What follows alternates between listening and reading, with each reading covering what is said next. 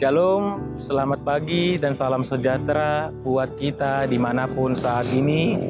Pagi hari ini Rabu 23 Desember 2020. Sebelum kita melakukan segala aktivitas kita dan segala proses kehidupan dalam satu hari ini, mari kita luangkan hati, pikiran, dan diri kita sejenak untuk mendengarkan firman Tuhan yang telah ditetapkan hari ini, yang terambil dari Yeremia pasalnya yang ke-31 ayatnya yang ketiga. Beginilah bunyinya. Dari jauh Tuhan menampakkan diri kepadanya. Aku mengasihi engkau dengan kasih yang kekal, sebab itu aku melanjutkan kasih setiaku kepadamu. Demikianlah bunyinya. Bapak, Ibu, serta sahabat yang terkasih, pada dasarnya manusia pasti mengenal kasih. Dan pada dasarnya kita selalu melakukan kasih.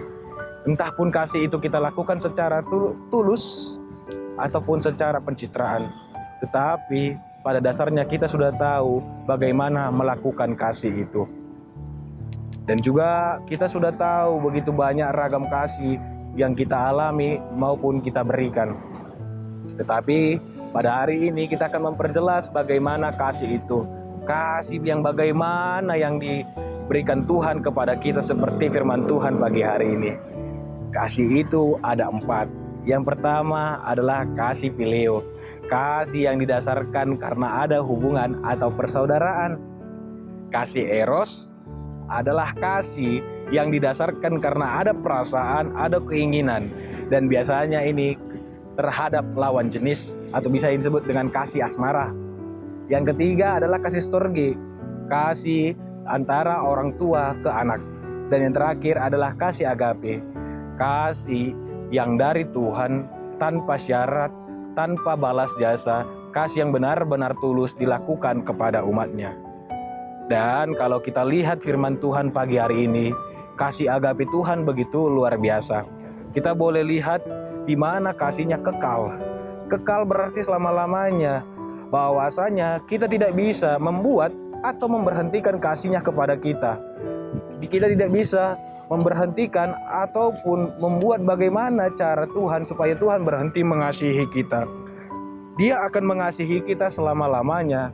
Dia akan selalu memberikan kita, bahkan menyayangi kita, bukan tergantung dari apa yang kita lakukan, bukan tergantung dari bagaimana kita memberikan atau mengasihi Dia. Tapi kasihnya selalu terus menerus dan tidak pernah berhenti atau putus kepada kita. Itulah salah satu alasan kenapa hingga saat ini kita hidup, karena Tuhan menciptakan kita untuk mengasihi kita. Itu sebabnya di dalam Yohanes 3 ayat 16, bahwasanya Allah mengutus dan mengaruniakan anaknya yang satu-satu itu turun ke dalam dunia ini untuk menebus dosa-dosa kita, agar setiap orang percaya tidak binasa, melainkan beroleh hidup yang kekal. Bahwasanya Allah ingin mengenal kasihnya kepada kita. Allah terlebih lagi, Dia ingin kita merasakan kasihnya selalu ada di dalam kehidupan kita. Kasih Allah pasti akan mengubah kita ketika kita merasakannya. Ketika kita benar-benar meresapinya di dalam kehidupan kita. Kasihnya pasti mengubah seseorang yang penuh kebencian, fanatik, rasis menjadi orang yang baik, orang yang lemah lembut dan penuh kasih setia.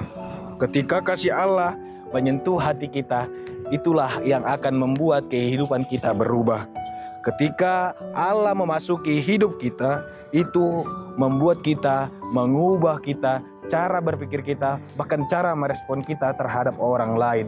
Ketika kasih Allah benar-benar memasuki hidup kita, ketika kita benar-benar memahami dan mengalami kasih Allah, pasti kita tidak bisa menahan diri untuk mengasihi orang lain. Pasti kita tidak bisa menahan diri untuk memberikan sukacita itu kepada orang lain. Dan ketika kita bahkan sendiri merasakan tersebut, ada hal yang benar-benar membuat kita tergerak sendiri tanpa kemunafikan, tanpa pencitraan, untuk membagikan kasih yang benar-benar kita rasakan dari Tuhan kepada sekitar kita. Bahkan kalau kita lihat, itulah kasih Allah kepada kita. Bahwasanya kita boleh lihat bagaimana di dalam firman Tuhan hari ini, bahkan di dalam Alkitab, kasih Allah benar-benar bisa membuat kita berubah. Kita boleh belajar dari Paulus yang benar-benar seorang ekstremis pada masa dahulu sebelum mengenal Kristus. Orang-orang yang selalu menganiaya kehidupan kita, menganiaya orang-orang yang percaya kepada Yesus. Tetapi ketika kasihnya merubah Paulus, kasihnya merubah dia, pasti dia hingga saat ini dia bisa berubah. Bahkan dia menulis banyak tentang keajaiban dan anugerah yang diterima dia dari Yesus. Kita boleh belajar bahwa kasih Allah itu kekal dan selalu melanjut sampai kapanpun di dalam kehidupan kita. Itulah yang boleh kita lihat Bapak Ibu, bahwasanya kasih Allah yang kekal dan sepenuhnya diberikan pada kita dengan cuma-cuma sehingga boleh kita mampu melakukannya. Kasihnya mengubah hidup kita. Dan hal ini pagi hari ini, mari kita renungkan firman Tuhan pagi hari ini. Ketika kita menganggap bahwa kasih Allah terhadap kita ada untuk selama-lamanya, bagaimana pengaruhnya? Sudah sejauh mana pengaruhnya terhadap kehidupan kita? Benarkah mengubah kita? Berarti ketika kita belum berusaha berubah hidup kita, ketika hidup kita masih stuck atau masih di bawah pengaruh emosi, berarti kasih Allah belum benar-benar dapat kita rasakan. Dan pada saat ini mari kita renungkan bahwasanya Allah tidak ingin kita hanya tahu tentang kasih-Nya. Allah tidak ingin kita hanya mengetahui, hanya memahami kasih Allah begitu saja dengan kita tanpa merasakan.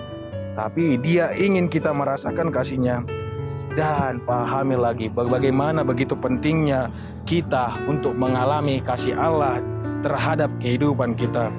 Dan itulah yang membuat perubahan besar yang pernah dulu kita lihat di dalam kehidupan kita. Niscaya ketika Allah mengasihi kita dan kita benar-benar merasakan di dalam kehidupan kita, pasti cara kita, kehidupan kita, dan segala proses kehidupan kita hanya dilandaskan oleh kasih-Nya. Kasih yang benar-benar tanpa syarat, kasih yang benar-benar tulus, dan kasih yang tidak mengharapkan apapun.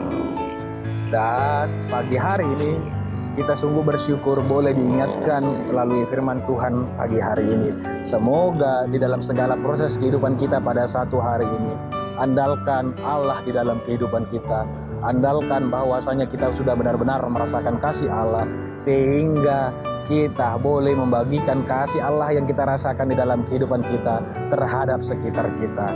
Amin. Selamat berkasih ria. Tuhan Yesus memberkati segala aktivitas kita di dalam masa pandemi ini. Tetap jaga protokol kesehatan. Tuhan Yesus memberkati. Shalom.